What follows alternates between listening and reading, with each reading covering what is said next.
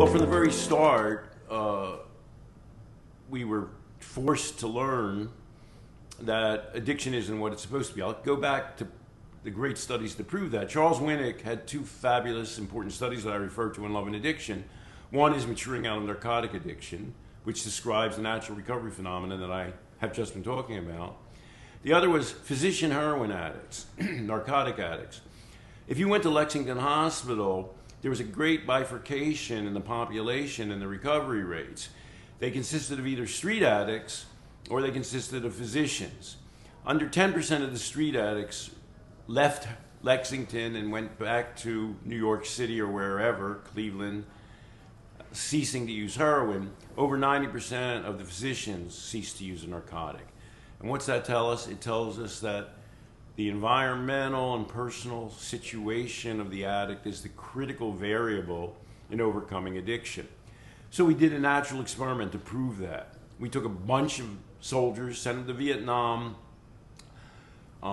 We found a large percent of them took heroin. We identified a group of them who experienced withdrawal, identified them as addicts, and we discovered that when they got back to the United States, that about 90% of them ceased to be addicted and didn't become re-addicted, even though half of them did use a narcotic in some form when they got stateside. In fact, this really only affirmed the logic of what we know about narcotics. After all, people take narcotics in the hospital all the time, leave the hospital and cease taking narcotics.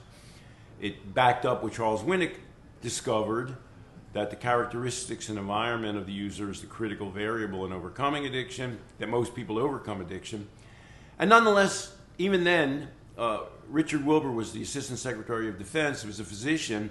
He said, I wasn't prepared for what we learned in Vietnam. Everything I learned in medical school misprepared me for understanding that situation.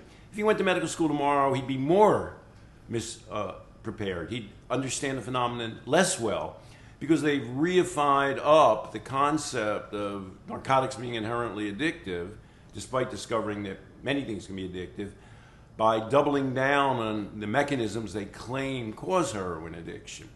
So we're farther away from understanding the lesson of Vietnam than when Vietnam, in fact, occurred, and when we observed the natural recovery of 3/4 to 9/10 of Vietnam veteran heroin addicts.